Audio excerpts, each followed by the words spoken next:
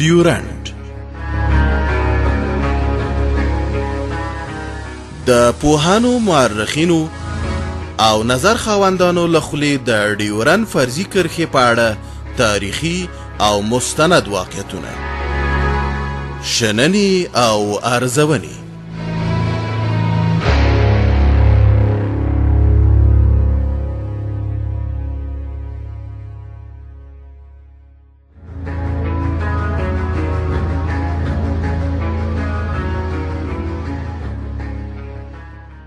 د سپوږمۍ راډیو ډېرو قدرمنو اورېدونکو سلامونه او نیکې هیلې.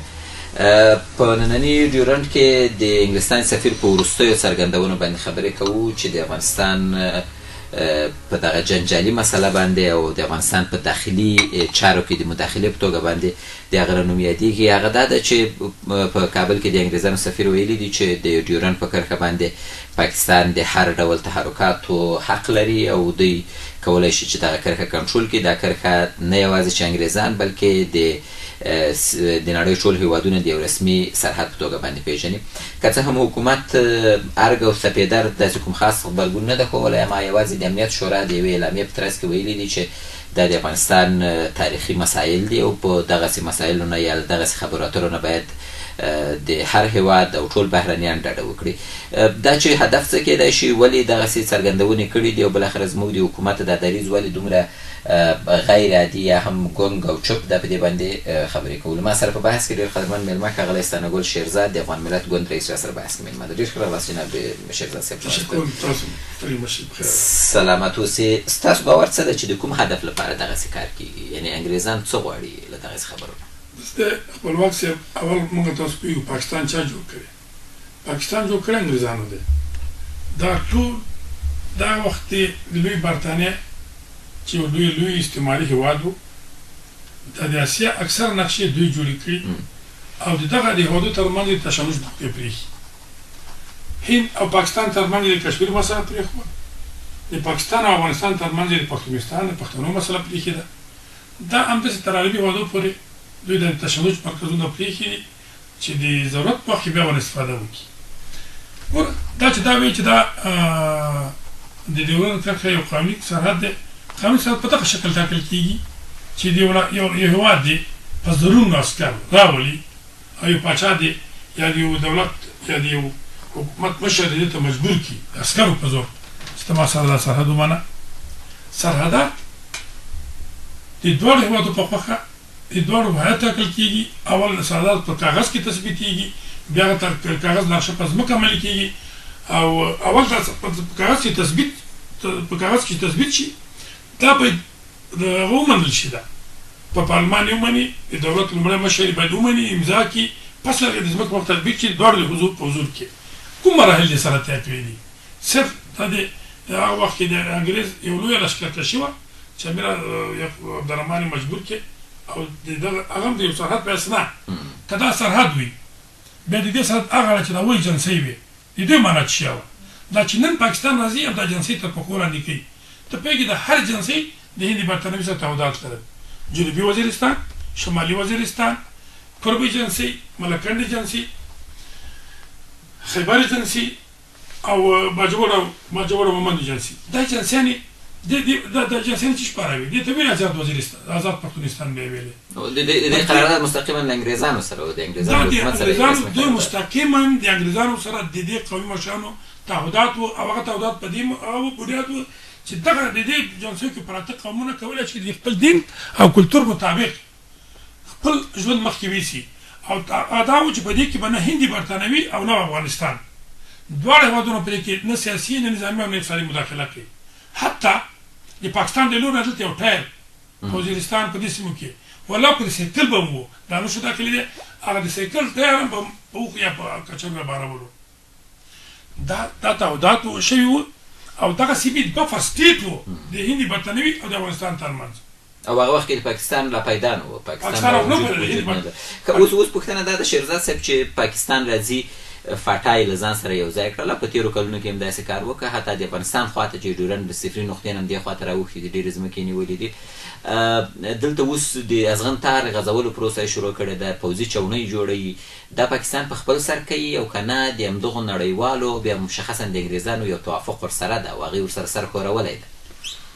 نو نورو نړیوال ممکن زه نشم ویلی، خو ما اورېدلي دي چې دغه تعهدات هغه کومه غونډه چې په لندن کې شوې وه چې درې جانبه غونډه چې په هغې کې د افغان دولت او پاکستان او خپله انګلستان هیاتونو حضور لرلو، ویل کېږي چې دا په هماغه غونډه کې په دې باندې توافق شوی دی او دغه زمینه سازي په وخت کې د انګلیس دولت کړې وه او د افغان دولت له لوري نه پکې برخه اخیستې ده. ویل کېږي دا په هماغه غونډه کې توافق شوی دی. همدا وجه ده چې اوس افغان دولت په دې پټه خوله ناست دی، هېڅ اظهار نظر نه کوي. ګوره تاسو اورېدل چې په لیدلي به وي چې اکثره شوراګانو لوی هغه د مشرانو جرګې په سیاسي احزاب او افغان ملت ستاسو اعتراض هم افغان ملت ګل پرون مطبوعاتي کنفرانس د هغې نه مخکې موږ څو ځل مرکې کړي دي. د دې مخالفتونو باوجود دولت ولې په دې کې ځای نظر نه کوي؟ صرف پرون اکبر صاحب هغه زموږ فکر کړو زموږ مطبوعاتي کنفرانس په مقابل کې عکس العمل و چې موږ وویل چې دا خلک محکوم دي او دوی ولې عکس العمل نه ښکاره کوي. صرف د انګریز د سفیر د خبرو مقابل کې چې دوی زموږ تاریخي اساسیتونه په نظر کې ونیسي. دا خپله دغه د ډیورنډ د کرښې په باندې چې د اغزن تار دی دې په هکله باید دولت وضاحت ورکړي، اظهار نظر وکړي چې دا ولې دا په زور کېږي، په رضا کېږي، دا په دې کې معامله شوې ده.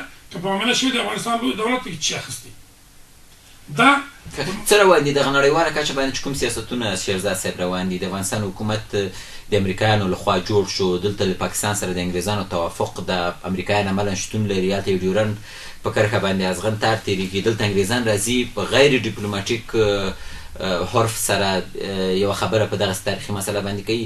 ستاسو تحلیل څه ده؟ تاسو د حزب نظر څه ده؟ تاسو د یو مهم سیاسي جریان د مشر په توګه باندې د یو ځانه څه تحلیل کوئ؟ زه د ټول افغانستان په ضد توطیه ګڼم، افغانستان په ضد دسیسه ګڼم او متاسفانه په دغه توطیه او دسیسو کې هغه څوک چې د ځان د افغانستان دوستان هم ګڼي دخیل دي او د افغانستان په ګټه نه د افغانستان په خلاف دخیل دي، د افغانستان د ملي ګټو په خلاف دخیل دي. خو زه د انګلیس سفارت چې څه وایي هغه د انګلیس سفیر د انګلیس د ګټو حامي دی او د انګلیس د انګلستان د حکومت د سیاستونو ویندوی دی. هغه به وایي هغه خو طبیعي خبره دغه جوړه کړې ده، دغه د پاکستان جوړ کړی انګلیس دی، هغه چېرته وایي. خو افغان دولت به د دې سفیر حق جواب ویلی وی او دا به د وزارت خارجیې ویلی وی، نه د امنیت شورا رئیس یا د امنیتي ارګانو، دا به وزارت خارجیې دا نه رسمي اعلان نشر شوی وی، حتی هغه اظهار شوی وی چې وروره ته په دې باندې دا سفیر باید په دې پوه وي چې په 1913 کال کې ګمان کوم 13 کال و پخواني پاچا لویه جرګه راوښتې ده، لویه جرګې دا کرښه د سرحد په حیث نه ده منلې، دا یې رد کړې او په افغانستان کې صرف لویه جرګه کولی شي چې په دې هکله تصمیم ونیسي د سرحداتو په هکله باندې رسمي تصامیم.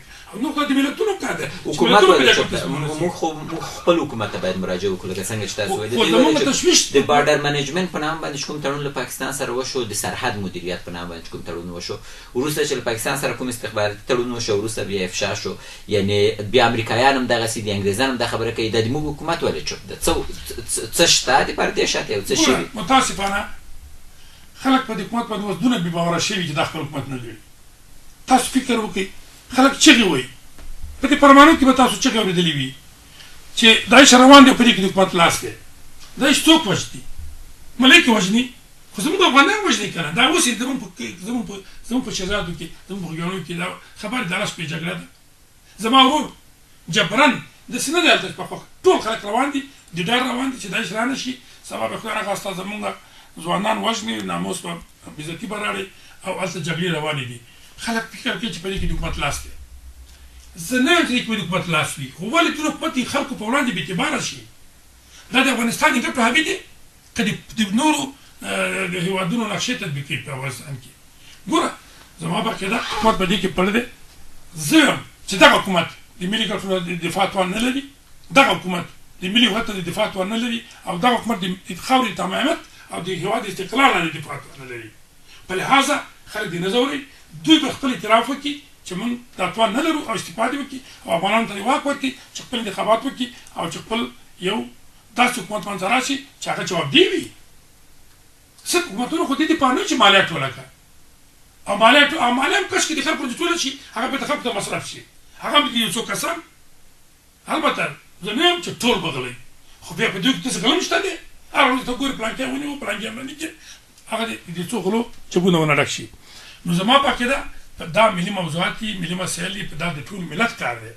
په دې کې باید ټول ملت متحد شي او باید راپورته شي او دا پوښتنه د حکومت ته وکړي. یو تصور دا د شیرزاد صاحب موجود ده چې که موږ د ډیورنډ کرښه له پاکستان سره ومنو نو دغه څه مشکلات چې په افغانستان کې دي دا به حل شي. ممکن حکومت هم د دغه تصور تر ډیر فشار لاندې راغلی یا تر سیوري لاندې راغلی چې دغسې یو څه کړي. دا تصور څومره سم ده که موږ ډیورنډ ومنو مشکل به حل صرف کې دا غلط دی. پاکستان دغه د افغانستان لپاره چې کوم پلان او نقشه جوړ کړې د ضیاءالحق په وخت کې جوړه شوې ده. د نظامیانو نقشه ده.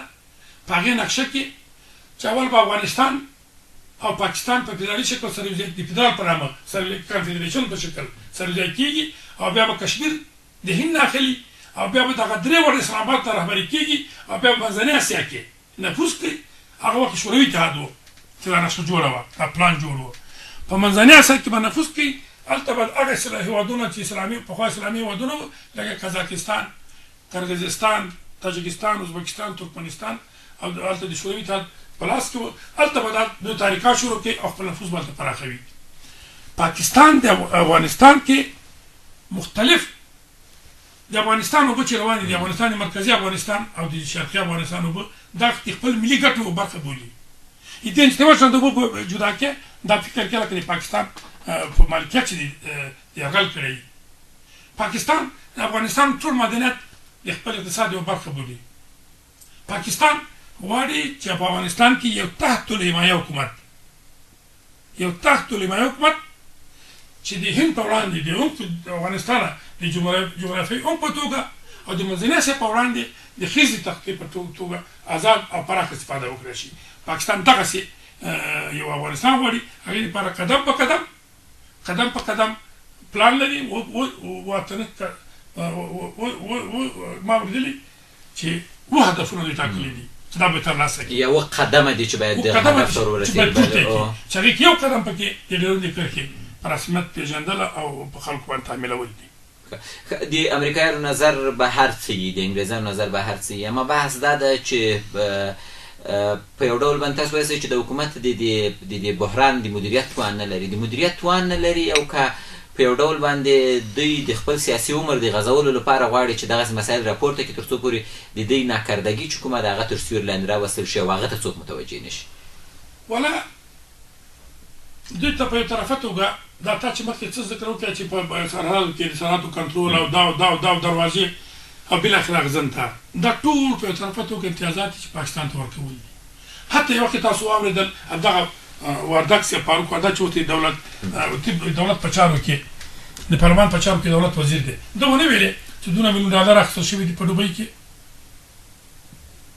او ویلې چې دا څنګه تقسیم شوي دي او 60 یې واخیستې دي 10 میلیونه بل او 40 میلیونه بل اخیسته او ویلې چې خلک یو ډاس چا سوال وکړي یو ډاس مانه پرېږدي که نه مرمۍ راته یو مرمۍ پرېږدي چې بل وخت ډاس وکړه. ګوره دا ټولې هغه معاملې دي چې دا خلک د خلکو ګوته د حکومت نیول کېږي او دا بد حالت ده نه یوازې چې دوی د مخنیوي لپاره غږ نه پورته کوي بلکې د دوی سره مرسته کوي د دې مسلې د رسمیت لپاره. بلکل دا چپ کېناستل مرسته ده که نه دا حرکت نه کول مرسته ده که نه. اول زه تاته وایم ګوره دغه د ډیورنډ تعهداتو په اساس پاکستان هغه جمع تورخم دی تورخانه بیا جمع دی د جمع نه چې تېر شي لاندې هغه چې ورته وایي دا کارخانې دغه کارخانې چې دا په ازاده سیمه کې وي د پاکستان پخوانی بیت د ډیورنډ کرښې په اساس دا د بورډ نوم خو دې اورېدلی د بورډ نه ورکوز اسلامیه کالج دی چپ لاس ته د چپ دروازې ته مخامخ پولیس کوټه وه دلته د اوسپنې ډاګه پراته وه ته دلته وګوره اوس مزلي چینې ته راغلي په سوونو کیلومتره مخکې راغلي په سوونو دا پخوا دا 50 کال کې ول دا مخکې نه شو تللی. د ما پوښتنه همدغه د طالبان راغلل هغه نه مخکې د چپیانو حکومت و د داود خان په حکومت کې، بیا ظاهر خان په حکومت کې، بیا وروسته مجاهدینو په حکومت کې دغسې یو څه ونه شول. بیا وروسته چې امریکایان هم راغله عملاً شتون درلود او دې کرښې ته یې رسمي کرښه ویله د پخواني ولسمشر حامد کرزي په حکومت کې دغسې یو څه نه کېدل. نو اوس څه وشول؟ کومه داسې پېښه وشوله چې پاکستان باید دومره زیات مخکې راشي او دومره زیات د ډیورنډ رسمیت لپاره کار وکړي؟ چې دي دا خلک ځان ته ملي وایي، خو په سخت په الفاظو کې سره ملي کېدای نه شي. ملیتوب خپل مفهوم لري. همدا وجه ده چې په دغه ضد ملي حکومت کې د ملي خلکو ځای نشته. ملیتوب یو خپل فلسفه او مفهوم لري. ملیتوب معنا ده چې په ته په سر په دفاع د سر په قربانۍ باندې به د خپل خاور نه دفاع کې، د خپل استقلال نه به دفاع کې، د خپل ملي ګټو نه به دفاع کې، د خپل ملي هویت ته به دفاع کې. د کوم شي نه دوی دفاع کړې ده؟ هر څه دا وکړل. تمامیت یې هغه دی چې پاکستان راته راغی په کوشته پرېوتو. هویت یې دغه دی چې ته په پارلمان کې په داسې مکتوب هماغه زه په دې کې د حکومت لاس و، هغه وکیلان چې په افغانیت یې رایه ورکوله هغه په دې اوس غیر حاضر دي. هویت یې داسې کې تمامیت یې هغه دی او استقلال ته خو خپل اثر کوه. نو دا حکومت نه ملي دی، نه د ملي ګټو دفاع کولی شي. حقوقي میدان کې شي. موږ څنګه د حکومت مخالف هم یو، خو د ملي ګټو په دفاع کې به یو سره ملګري یو. نه د پاکستان په ضد هر څه چې دوی په مخالفت د ډیورنډ کرښې په مخالفت کې هر څه چې کوي موږ ورسره ولاړ یو. که جنګ کې جنګ ته ولاړ یو، که اواز پورته کوي د اواز ملاتړ یې کوو. خو مخالفت خو دې وکړي. موږ خو کمزوري نه یو. که حکومت وایي چې موږ کمزوري یو دا کار نه افغان ملت افغانستان ما مطلب حزب نه دی، د غیور ملت د ملت مې مطلب دی چې انګلیس امپراتوري مات نه کړي، د روس امپراتوري مات نه کړي. پاکستان څه شی دی؟ موږ خو څه چې وه هغه په جنګونو کې د لاسه ورکړي. دې شی به زموږ وران شي. جنګ زموږ اوس د ورځې لوبه ده چې څنګه زموږ په حقوقو څوک یرغل کوي، زموږ په خاوره چې څوک یرغل کوي، په بل چا یرغل نه کوو. ټول جهان ته احترام لرو، ګټو ته احترام لرو، استقلال ته احترام لرو، په سولو کې ګډ ژوند. خو که څوک زموږ په استقلال، زموږ په خاوره، زموږ په تمامیت یرغل کوي، بیا په ډول او په نغارو جنګونو ته ځو. په ډول او سورني ورته وایو. زوړ او ځوانان بیا به ټول ځو. بیا به پته لګېږي چې څوک میدان ګټي. هغه کې د سردار ناصر حکومت و د شاه اشرف هوتک په وخت کې په ایران کې چې زموږ تاسو حکومت و، روسانو په اذربایجان حمله کړې وه. سردار ناصر 100,000 عسکرو سره او روسیه جنرال د 1 لک عسکرو سره راغلی و. هغه بیا وویل تاسو څه دي؟ ته 100,000 عسکر لرې او زما 1 لک عسکر دی، زه نور هم راوستی شم. هغې ویل هغه زه یو نور راوستی شم. زه چې عسکر غواړم 6 میاشتې بعد د کندهار نه به راځي. ویل وایي په جنګ ولې کې؟ ویل جنګ کوو بیا به خر کې معلومات شي چې ګټه څوک کوي، میدان څوک ګټي. روسي جنرال جنګ ونه کړي، همداسې بېرته په شا شو. ویل کې د خلکو په سترګو کې دا نشته، ځان هم خرابوي، موږ هم خرابوي. موږ په خپل ناموس نه په دفاع کې او د خاورې وطن نه د استقلال نه په دفاع کې بیا نه سر نه تېرو، هر نه تېرو. بیا زموږ ځوان هم جنګېږي، زوړ هم جنګېږي او ښځې هم نر جنګېږي.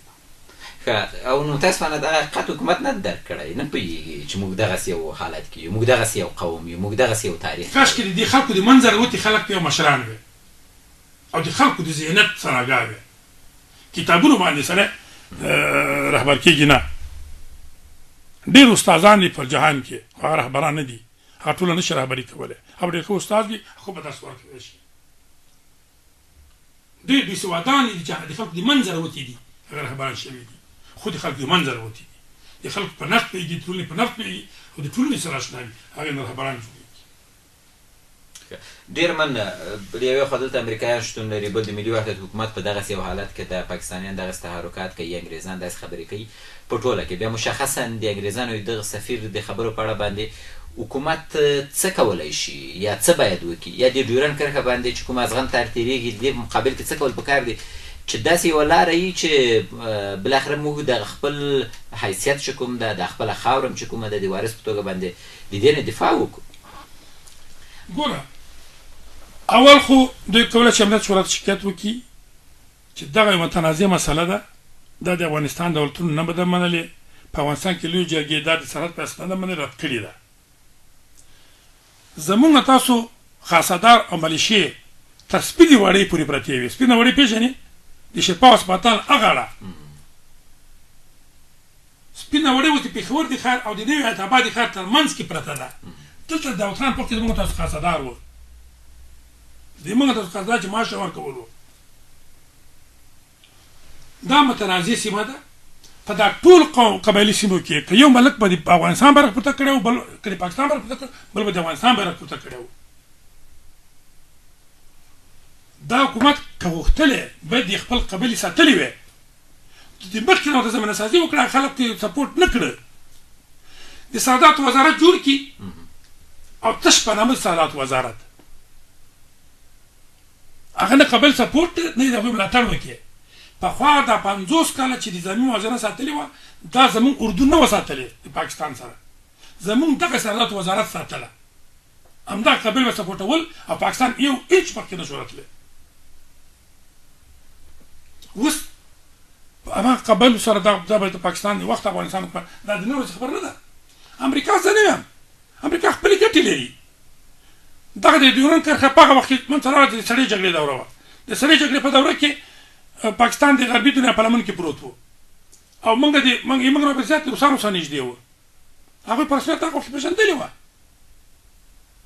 خو نن پاکستان هغه موقعیت نه لري جهان یو قطبي شوی دی نن همدغه د امریکې مشران باید دوی په دې قانع کې د انګلیس مشران چې ورور ته کوم سرحد په رسمیت پېژني دا کوم سرحد دی ته ماله وښیې هلته فزیکي وجود درته وښیې شرم خبره ده هلته په غره کې روان یو ونه دې خوا کوي پاکستان په خپل سر لګیا دی یو ونه دې خوا بل ونه دې خوا یو کور دې خوا بل کور دې خوا زوی دې خوا پرې پلار راخواته کور دلته زمکه دلته دا د بشریت دغه نړۍ ته دغه خاورینې کورې ته په 21مه پېړۍ کې د شرم داغ دی د بشریت په تاریخ دا کرښې په زور باندې نه راځي دا ملتونه چې جدا شوي دي دا په زور باندې نه راغلي دا په توافق چې دیني او کلتوري سیمې سره جدا کړي او هر ملت خپل حد و حدود ولري توافق یې کړی کرښې باندې راغلي دواړه ورته احترام لري د عسکرو په زور هغه استعماري کرښې دي لکه دا ډیورنډ